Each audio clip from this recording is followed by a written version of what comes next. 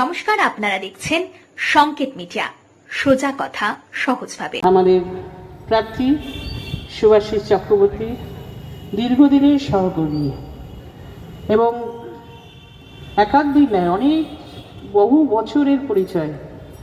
আমার পরিবার সূত্রে অনেক ছোট বয়স থেকেই আমাদের বাড়িতে যাতায়াত। আর দলের কথা কি বলবো, দলের যখন খুব ভালো সময় ছিল না, সেই সময় থেকে দলকে শক্তিশালী করার উদ্দেশ্যে আর মমতা বন্দ্যোপাধ্যায়ের একনিষ্ঠ সহকর্মী এবং মমতা বন্দ্যোপাধ্যায় বিপদে আপদে সর্বক্ষণ। আপনারা জানেন, তিনি যখন প্রার্থীও ছিলেন তখন ইলেকশন এজেন্টও হতেন, এখানে যখন সাংসদ ছিলেন। তাছাড়া আপনাদের এই অঞ্চলে বিশেষ করে বেহালা পূর্বের ভূমিপুত্র বলা যায় এবং আপনাদের সকলের পরিচিত। তাই ভোট দিতে একদম কুণ্ঠিত হবেন না। তার কারণ আপনারা তাকে ঘরের ছেলে বলেই চেনেন এবং সে যে কী করতে পারে এবং কি করতে না পারে সবটাই আপনাদের জানা। এবং যখন সে রাজ্যসভার সাংসদ ছিল তখনও যেমন উন্নয়নের কর্মসূচি নিয়ে আপনাদের পাশে ছিল, এখন বিধানসভার প্রার্থী হয়েছেন এবং আপনারা ধরেই নিন সে শুরুই করবে উন্নয়ন দিয়েই। কারণ যার স্বভাব কাজ করা, উন্নয়ন করা, সে কোনো দিন যতই যেখানেই যে অবস্থাতেই যে রাজনৈতিক পরিচয় থাকুক না কেন, সে কিন্তু কাজ তার থেমে থাকবে না, সে কাজ করবে। এটুকু বলার জন্যই আপনাদের আশা। আমি আসলে এই সন্ধ্যেবেলার মিটিংগুলো সুদূর প্রায় ওই পঞ্চায়েত উত্তর 24 পরগনার অঞ্চল থেকে এলাম, প্রায় কাছাকাছি। এতটা রাস্তা আস্তে আস্তে এখানে একটি ধর্মীয় অনুষ্ঠান চলছে, আনারসা রোডে একটু দেরি হয়ে গেল আমার আসতে, তাই জন্যে অনেকটা জ্যামেও পড়ে গেলাম। তাই আপনাদের কাছে ক্ষমা চেয়ে নিচ্ছি। শুধু বলবো, এইবারে নির্বাচনটা কিন্তু 21শে নির্বাচনের মতো নয়। 21শে নির্বাচন ওরা অনেক বড় বড় কথা বলেছিল ঠিকই, কিন্তু 21শে নির্বাচন একরকম আঙ্গিকে ওরা করেছিল। দিল্লির ওই মাথাগুলো যেগুলো এখন আসছে প্রতিনিয়ত একটা রাজ্যে, আমরা দীর্ঘদিন রাজনীতি করি অনেক ছোট বয়স থেকে, আমরা দেখতাম প্রধানমন্ত্রী হয়তো বড়জোর একটা উত্তরবঙ্গে একটা দক্ষিণবঙ্গে বড়জোর দুটো মিটিং করতেন। আর এখন বাংলাকে পাওয়ার জন্য আসলে তারা বাংলাকে পাচ্ছে না দীর্ঘদিন বলে এই আক্রোশে 11টা না 12টা মিটিং করবে শুধু পশ্চিমবাংলায় করছে। কে? প্রধানমন্ত্রী নরেন্দ্র মোদী। অমিত শাহ 13টা, উত্তর ভারতের মুখ্যমন্ত্রী তিনি ওই 13টা না 14টা। আর এবারে ভোটটা শুধু তাই নয়, তারপরে বড় নেতা, মেজ নেতা, সেজ নেতা, ছোট নেতা সব তো আছে, সব বাইরে থেকে ভাড়া করা। একটা বাংলার নেতা নেই যার প্রতি মানুষের আস্থা আছে, বা বিজেপির সেই নেতৃত্ব নেই যারা মানুষের তার মুখ দেখে মানুষকে ভোট দেবে, বিজেপিকে ভোট দেবে। তাই দিল্লি থেকে ধার করে এদের প্রচুর নেতা নেত্রীদের সব আসতে হচ্ছে। এবং স্মৃতি ইরানি, সেও শুনলাম 12 না 14টা মিটিং করবে। খুব ভালো কথা, মিটিং করুক, সেটা কোনো কথা নয়, কিন্তু কেন আসতে হচ্ছে? তার কারণ এরা দেখছে আমরা টাকা দিয়ে পয়সা দিয়ে সব রাজ্যের নেতাদের মাথা কিনে নিচ্ছি, পাচ্ছি না একমাত্র মমতা বন্দ্যোপাধ্যায়। আমাদের পাওনা টাকা, ধার করা টাকা না, কোনো রকম অতিশয্য কিছু নয়। আমাদের ফেডারেল স্ট্রাকচার অনুযায়ী যেটা নিয়ম, অর্থাৎ কেন্দ্র রাজ্য যে সম্পর্কটা, সেই সম্পর্কটাও নষ্ট করেছে। আর শুধু তাই না, যেটা আমাদের পাওনা টাকা, অর্থাৎ আপনি ট্যাক্স নিয়ে যাবেন আর আপনার যে বরাদ্দ 60% কি 40% আপনাদের যে প্রকল্প আছে বিভিন্ন রকম, তার অনুযায়ী আপনারা সেই টাকাটা দেবেন। গত 3 বছর আপনারা সেই টাকাটা বন্ধ করে দিয়েছেন। 2 লক্ষ কোটি টাকা আপনারা আমাদের রাজ্যের পাওনা হয়, আবাস যোজনা থেকে শুরু করে, জল মিশন থেকে শুরু করে, 100 দিনের টাকা থেকে শুরু করে সমস্ত রকম প্রকল্পে, যাবতীয় যত প্রকল্পের টাকা আছে অন্য স্টেটকে দিচ্ছে, বাংলাকে দিচ্ছে না। এই আক্রোশ কেন? নরেন্দ্র মোদীর কাছে হাত জোড়ো করে হাঁটু গেড়ে মমতা বন্দ্যোপাধ্যায় ভিক্ষে চাইছেন না বলে। বলছি আমি ভিক্ষে চাইবো কেন? আপনাকে অতিরিক্ত কিছু দিতে হবে না, আপনি আমাদের শুধু যে টাকাটা আমার পাওনা, রাজ্যের পাওনা, সেটাই দিন। এটা মানুষের টাকা। আপনার অজুহাত দেখিয়ে আপনারা এখানে টাকাটা বন্ধ করে দিয়েছেন, বাংলাকে ভাতে মারার চেষ্টা করছেন, প্রকল্প থেকে বঞ্চিত করছেন, আর ভোটের সময় এসে কুমিরের কান্না কাঁদছেন। এটা হতে পারে না। তাই জন্যেই এরা বাংলাকে আপনারা বুঝতেও পারেননি। 3 বছর 4 বছর আগে থেকেই এরা কিন্তু পাড়ায় পাড়ায় প্রস্তুতি নিচ্ছেন 294টা আসনে জেতার, যেটা যত রকম ফন্দি বুদ্ধি লাগাতে হয় সব করছেন। তাই আজকে আপনাদেরও ভাবতে হবে যে এরা বিভিন্ন সময়ে বিভিন্ন মানুষকে লাইনে দাঁড় করিয়ে দিয়েছেন। কখনো এসআইআরের নাম করে আপনার ভোটাধিকার কেড়ে নিচ্ছেন, তার জন্য আমাদের কত লোক মারা গেছে শুধুমাত্র নিজের নামটা ভোটার লিস্টে আছে কিনা এটা দেখবার জন্য। এটা তো ছিল না কোনো দিন। এই ভোটাররা তো 2024 লোকসভা ভোট দিয়েছে। যাদের আজকে বাদ দিয়েছেন সবাই, অনেকের পাসপোর্ট আছে, স্কুল সার্টিফিকেট আছে, কলেজ সার্টিফিকেট আছে, বার্থ সার্টিফিকেট আছে, সব আছে। তা সত্ত্বেও আপনি ভোটারে এবারে নাম বাদ দিয়েছেন। তাই এই ভোটারে তো 24 সালে লোকসভা দিয়েছে, সেই ভোট যদি বৈধ হতে পারে তাহলে এটা অবৈধ কিসের? এই নাগরিকদের যাদের নাম বাদ দিয়েছেন 32 লক্ষ মানুষের, তাই এরা কি করে অবৈধ ভোটার হয়? এরা কি করে নাগরিক না হয়? তাহলে আপনার পদত্যাগ করুন। আপনারা যে ভোটে 140 কোটি ভারতবর্ষের, আপনারা যে ভোট নিয়ে আপনারা শাসন করছেন দিল্লি, তাহলে আপনারা রিজাইন করুন যে অবৈধ ভোটারের ভিত্তিতে আমরা জিতেছি। কিন্তু আজকে বেছে বেছে ঠিক বিধানসভার মধ্যে 4 মাস আগে আপনারা বললেন এরা নাগরিক কিনা এর প্রমাণ আপনাকে দিতে হবে। যারা 15-16টা করে নির্বাচনে ভোট দিয়ে গেছে, কখনো লোকসভা, কখনো বিধানসভা, কখনো পৌরসভা, তখন সেটা যদি বৈধ ভোটার হতে পারে, এত বছর ধরে ভোট দিয়ে, তাদের আজকে প্রমাণ করার জন্য লাইনে দাঁড়াতে হচ্ছে যে আমি নাগরিক কিনা এটা প্রমাণ করার জন্য।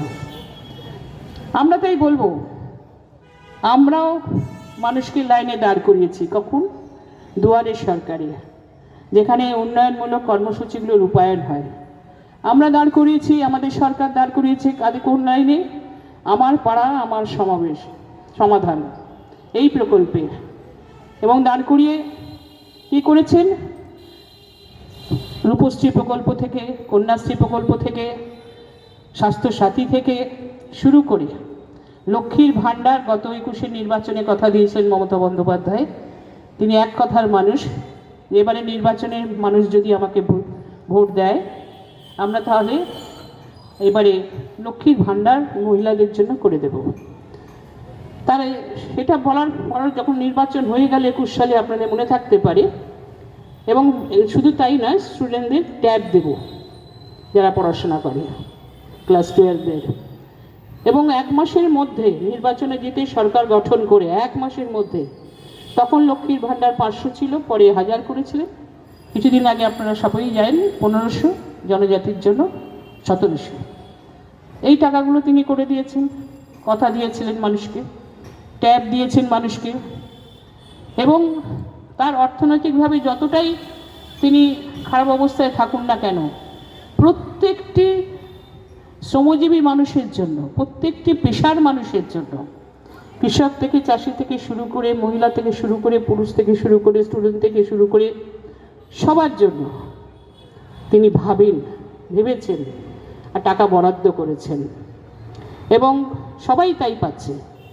আপনারা খবরে নিশ্চয়ই রাখেন, এখানকার শিক্ষিত মানুষ সবাই, যখনই তিনি কোনো স্টেট, কোনো রাজ্যে গেছেন, কোনো এই ওয়েস্ট বেঙ্গলের বিভিন্ন ডিস্ট্রিক্টে গেছেন, সেই ডিস্ট্রিক্টে গিয়ে তিনি যখন ক্যাবিনেট বসিয়েছেন, একমাত্র মমতা বন্দ্যোপাধ্যায়কে দেখিয়েছি 3 মাস অন্তর অন্তর ক্যাবিনেট বসান বিভিন্ন ডিস্ট্রিক্টে গিয়ে, জেলায় গিয়ে। সেখানকার তার সমস্ত অফিসার থেকে শুরু করে, প্রশাসন থেকে শুরু করে, বিধায়ক থেকে শুরু করে, পঞ্চায়েত থেকে শুরু করে, সাংসদ থেকে শুরু করে, সকলকে নিয়ে তিনি যে সভাগুলো করেন সেখানে কিন্তু পুঙ্খানুপুঙ্খ তার যে প্রকল্প সমস্ত দলমত নির্বিশেষে সব মানুষের দরজায় পৌঁছেছে কিনা তার যত তিনি ব্যাখ্যা চান সেটা আপনারা নিশ্চয়ই জানেন। সেই ব্যাখ্যা কেন চান? যে একটা মানুষও যেন এই প্রকল্প থেকে কেউ বাদ না যান। তিনি তো বলেননি শুধুমাত্র তৃণমূলকে দিতে হবে, শুধুমাত্র অন্য একটি কোনো দলকে দিতে হবে। তিনি বলেছেন সাধারণ মানুষ একশো এখানে 10 কোটি মানুষের সবাইকে দিতে হবে, যারা যারা প্রাপ্য, যারা স্টুডেন্ট, যারা শিক্ষক, যারা যুব। সম্প্রতি যুবসাথী 1 মাসের মধ্যে তিনি অনেক যুবসাথী যারা সমস্ত লাইন দিয়ে যারা ফর্ম জমা করেছেন তিনি অনেক মানুষ পেয়ে গেছেন। কিছু কিছু ইলেকশন ডিক্লেয়ার হওয়ার জন্য হয়তো আছে, আগামী নির্বাচনে তিনি জিতে আসলে তিনি করে দেবেন। কথা যখন দিয়েছেন প্রকল্প কোনো দিন বন্ধ হবে না। এরা বলছে প্রকল্প নাকি বন্ধ হয়ে যাবে। তোমাদের প্রকল্প বন্ধ হবে, মমতা বন্দ্যোপাধ্যায়ের প্রকল্প বন্ধ হবে না। তার কারণ তিনি এক কথা মানুষ, তিনি যেটা কথা দেন কথা রাখেন। আমি সম্প্রতি নির্বাচনে আমরা দেখেছি যে বিহারে নির্বাচন হয়েছে, উড়িষ্যায় নির্বাচন, দিল্লিতে নির্বাচন হয়েছে, সমস্ত অনুকরণ করেছে, মমতা বন্দ্যোপাধ্যায়ের প্রকল্পগুলোর অনুকরণ করে ইমপ্লিমেন্ট করার চেষ্টা করেছে। ব্যাংকে টাকা ঢুকিয়ে দিয়েছে অনেক মানুষের, খবর আপনারা রাখেন, খবর পড়ছে না। যেসব ব্যাংকে তিনি টাকা ঢুকিয়েছিলেন নির্বাচনের আগে টাকা দিলাম বলে, এখন সেই সব লোকের কাছ থেকে নির্বাচন হয়ে পর জয়ী হয়ে বলছে সেই টাকাগুলো ফেরত দাও সরকারকে। এটা শুনেছেন কোনোদিন এই তঞ্চকতা? আবার আপনাদের এখানে দেখবেন কারো কারো ব্যাংকে এই যে কোনো টাকা ঢুকিয়ে দিয়ে বলবে নির্বাচনের পর এই টাকা ফেরত দিতে হবে, যেহেতু ক্ষমতায় আসতে পারেনি টাকাগুলো সব ফেরত দাও। তখন কি করবেন? খুব সজাগ থাকুন। আর এই যে 32 লক্ষ লোকের নাম বাদ দিয়েছে, এখন আমি জানি না ট্রাইব্যুনালে গিয়ে কি হবে, কি শেপ নেবে। অন্তত এই ভোটে তো তারা ভোট দিতে পারবে না, বিশেষ করে 27 লক্ষ লোক। এই 27 লক্ষ লোকের ব্যাংক অ্যাকাউন্ট যদি বন্ধ হয়ে যায়, কারণ আর সবটাতে জানেন আপনারা আধার কার্ড লাগে, আপনারা জানেন সমস্ত প্রমাণপত্র লাগে, গ্যাস বুক করতেও লাগে, এগুলো করতে পারবেন না। ফলে আপনার টাকা ব্যাংকে পৌঁছবে তবু আপনি তুলতে পারবেন না। সুতরাং এই যে নাগরিকের অধিকার এই যে কেড়ে নেওয়া, এটার দায়িত্ব আপনাকে কে দিয়েছে? এবং এই নির্বাচনটা হওয়ার পর বেছে তারপরে করতে সময় নিয়ে করতে পারতেন। এবং সত্যি যদি অনুপ্রবেশকারী হয়, সবাইকে বলছে রোহিঙ্গা অনুপ্রবেশকারী, যেন নাম বলছে কি একটা অনুপ্রবেশকারীদের ঘুষপেটিয়া। মানুষ সারা বাংলার মানুষ এতদিন কথাটা জানতো না, ওই দিল্লির লোক এসে বলে যায় মানুষ জানতে পেরেছে এই ঘুষপেটিয়া। তা আপনার সীমানা পাহারা দেয় কে? আমাদের লোক, রাজ্য সরকারের লোক? তা তো নয়। কে পাহারা দেয়? অমিত শাহ স্বরাষ্ট্রমন্ত্রী জবাব দিন না, আপনারই তো লোকজন ওখানে পাহারা দেয়। তার সেই অনুপ্রবেশ হচ্ছে কেন? কী করে হচ্ছে? আপনার লোকরা ভালো আছে তো, ঠিক আছে তো, সৎ আছে তো? আপনি অন্য লোককে চোর বলছেন, অন্য লোককে সমালোচনা করছেন, অন্য রাজ্যকে এসে বাংলার মনীষীদের নাম বিকৃত করছেন, যারা আমরা সম্মান করি। আমরা যখন অন্য স্টেটে কোথাও কেউ বক্তৃতা দিতে যায়, সেখানকার সমস্ত মানুষের নাম ধাম সব জেনে যায় যাতে ভুল না হয়। আর তুমি প্রধানমন্ত্রী থেকে সেটা সংসদে দাঁড়িয়েও পর্যন্ত বলছো বঙ্কিমচন্দ্রের 150 বছর বঙ্কিম দা বলছো, পদবিটাও জানো না। এবং অদ্ভুতভাবে রবীন্দ্রনাথ ঠাকুরের নাম কি বলছো? রবীন্দ্রনাথ সান্যাল। মানে একটা লোকের নাম মুখস্থ করে যায় না, একটা লোকের নাম জানেও না। ঈশ্বরচন্দ্র বিদ্যাসাগর আর মাতঙ্গিনী হাজরা বিকৃত নামে বলছে। একটা পড়াশোনা করে আসো না, বাংলায় আসছো, যেখানে বাংলা সব থেকে অন্যান্য সব রাজ্যের থেকে এত বেশি, আপনারা জানেন, সব থেকে শিক্ষিত, সব থেকে সংস্কৃতি সম্পন্ন মানুষ সেখানে বাস করে। তুমি এখানে এসে ভুলভাল আমাদের মনীষীদের যারা আমরা পুজো করি, যারা আমরা সম্মান করি, শ্রদ্ধা করি, জন্মদিন পালন করি, তাদের এসে তুমি বিকৃত করে নাম করে এই নাকি বাংলার প্রতি তোমরা সম্মান জানাচ্ছ। আজকে তুমি ভোটগুলোকে ভাগ করে দিতে চাইছো, মানুষে মানুষে ভেদাভেদ করে দিতে চাইছো।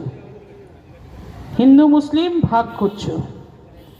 এই যে হিন্দু মুসলিম ভাগ করার এই যে খেলা, এই নোংরা খেলা বন্ধ করতে হবে। সুযোগ দেবেন না আপনারা। এখানে 60 লক্ষ হিন্দু ভোটারের নাম বাদ গেছে বলছেন সবাই, যেটা 91 লক্ষ লোক নাম বাদ গেছে। 60 লক্ষ হিন্দু ভোটারের নাম বাদ গেছে। 30% বোধহয়, এখন 31%, আপনার 31 লক্ষ লোকের মুসলিম সম্প্রদায়ের মানুষের ভোট বাদ গেছে। তাহলে হিন্দুদের নাম তুমি এখানে হিন্দু রাজ্যে এসে হিন্দু রাজ্য প্রতিষ্ঠা করতে চাইছো, আর হিন্দুদেরই নাম কেটে দিচ্ছ। বিশেষ করে বেছে বেছে মহিলাদের নাম বাদ দিচ্ছে, কারণ ওরা খবর রাখে 2021 সালে মহিলাদের বৈধ ভোট পেয়েই কিন্তু সরকারে এসেছিল, ক্ষমতায় এসেছিল তৃণমূল সরকার। তাই মহিলাদের বেছে বেছে ভোট বয়কট করছে, বাদ দিয়ে দিচ্ছে, তাদের সামনে আসতে দিচ্ছে না, যাতে তারা আগামী দিন লক্ষ্মীর ভাণ্ডারও পাবে না যদি ভোটার না হয়, যাতে আগামী দিন তারা অন্যান্য সুবিধা থেকে, উন্নয়ন থেকে বঞ্চিত হবে যদি ভোটার লিস্টে নাম না থাকে, যদি আধার কার্ড তাদের না থাকে, তাদের পরিচয়পত্র না থাকে, তারা সমস্ত প্রকল্প থেকে বঞ্চিত হয়ে যাবেন। এটা তো আমরা জানি। তাই মানুষকে জব্দ করার খেলায় তোমরা নেচেছ, এবং আজকে তাই বাংলায় একবার করে আসছো, সকালে আসছো, বিকেলে ফিরে যাচ্ছ।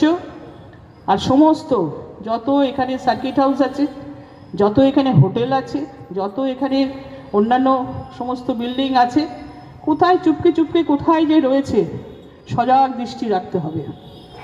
দেখবেন এরাই দেখবেন ভোটের দুদিন আগে থেকে টাকা বিতরণ করবে। একটা পোস্টার মারতে 500 টাকা দিচ্ছে, একটা মিটিং করার জন্য, কোথাও পাড়ায় পাড়ায় যাওয়ার জন্য অনেক টাকা দিচ্ছে, বুথে বসার জন্য বলছে আরও অনেক টাকা দেবে। আমাদের তো অত টাকা নেই। আমাদের সরকারি ক্ষমতায় থাকতে পারে, কিন্তু আমাদের কর্মীদের মধ্যে এত টাকা নেই, আমাদের নেতৃবৃন্দর কাছে এত টাকা নেই, দলের কাছে এত টাকা নেই যে অত টাকা দিয়ে আমরা তো বুথে যারা বসে, আমাদের যারা কর্মী, আমাদের টাকা দিয়ে বসাতে হয় না, কারণ আমরা আমাদের টাকা দলকে ভালোবাসি বলে, মমতা বন্দ্যোপাধ্যায়কে ভালোবাসে বলে আবেগ দিয়ে ভালোবাসে, তাই আবেগে বসে। তারা খেতে পর্যন্ত চায় না, দুপুরের লাঞ্চ পর্যন্ত চায় না, বুথের ঘরে দাঁত কামড়ে বসে থাকে একটা ভোটও যাতে এদিক ওদিক না হয়, কারণ তারা অন্তর দিয়ে দলটাকে ভালোবাসে, মানুষটাকে ভালোবাসে, দলটাকে ভালোবাসে। তাই আজকে এই ভাগাভাগি খেলা বন্ধ করতে হবে। পাড়ায় পাড়ায় যুদ্ধ লাগিয়ে দিচ্ছে, এক সম্প্রদায়ের সঙ্গে আরেক সম্প্রদায়। আমরা তো বাংলার মানুষ ভালোই আছে, হিন্দু বেল্টে, আমাদের হিন্দু বেল্টে অনেক সময় মুসলিম ভাইরাও থাকে, আবার মুসলিম বেল্টে অনেক আমাদের হিন্দু ভাইরাও পাশাপাশি থাকে, কোনো তো বিরোধ নেই, সবাই আমরা ভালো থাকি। তো এখানে এসে এই যে অস্থিরতা তৈরি করে দেওয়া, এই যে মানুষে মানুষে ভোটের নামে এই যে দুই ভাব করে দেওয়া, এটা সম্প্রদায় নষ্ট করে দিচ্ছে। সাম্প্রদায়িকতা ঊর্ধ্বে উঠতে পারছো না তোমরা। আমরা কিন্তু সম্প্রদায়ের ঊর্ধ্বে উঠে রাজনীতিটা করি। তোমরা এই সম্প্রদায়কে ভাগ করে দিয়ে দেশকে দুর্বল করছো, রাজ্যকে দুর্বল করছো, অখণ্ড ভারতবর্ষকে তোমরা খণ্ড খণ্ড করার চেষ্টা করছো। আজকে মহিলাদের প্রতি সম্মান, অনেক নাকি সম্মান তোমরা দিচ্ছ, তা মহিলাদের সম্মানের কথা ভেবেছো একবারও? যখন উত্তর ভারতে, যখন অন্যান্য হাতরাস থেকে শুরু করে সব জায়গায় মহিলারা নির্যাতিত হয়, যখন মণিপুরে মহিলাদের ওপর অত্যাচার হয়, তখন কোথায় ছিলেন এই সরকার? সংসদে প্রশ্ন তুলেছিলাম, প্রধানমন্ত্রী পালিয়ে পালিয়ে বেড়ালো, উত্তর দিতে পারলো না। বহুদিন আন্দোলন হলো, আমরা বিরোধী দলগুলো সব আন্দোলন করছিলাম যে এই উত্তর আপনাকে এসে সংসদেই দিতে হবে। আজকে সেই জায়গাটায় তোমরা আজকে ভাবছো না, কথায় শুধু শুধু মহিলা মহিলা করছো। এখন মহিলা বিল আনছে, সবাই 5টা রাজ্যের ভোটে যখন সবাই আমরা ব্যস্ত আছি, সেটা তো তুমি এনেই ছিলে।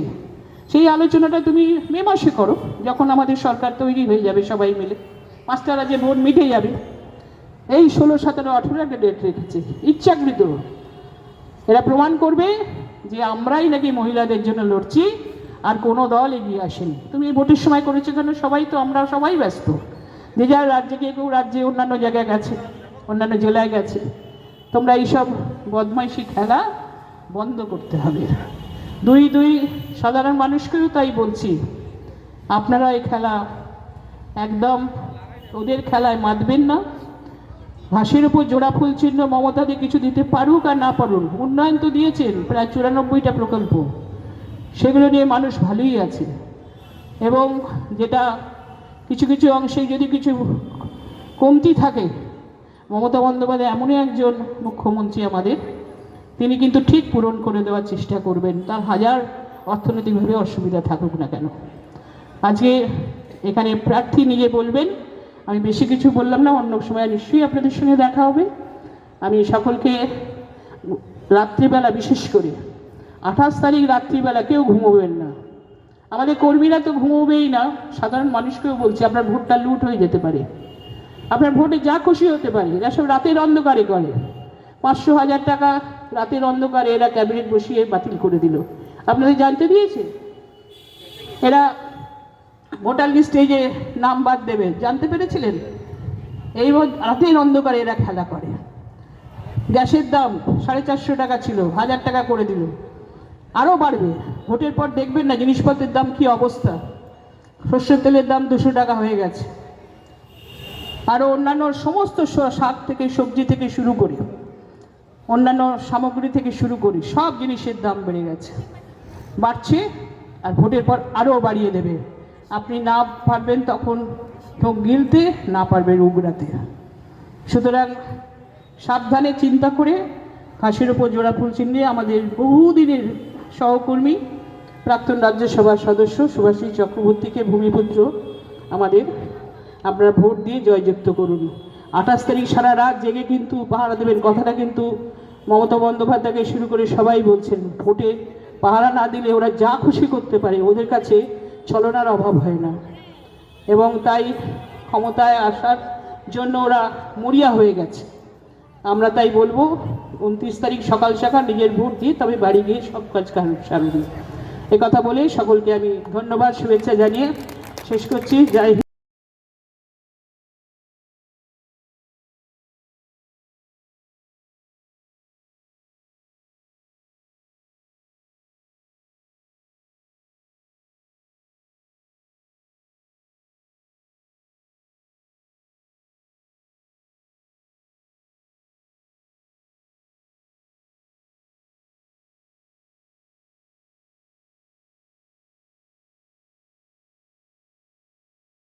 Subscribe our channel.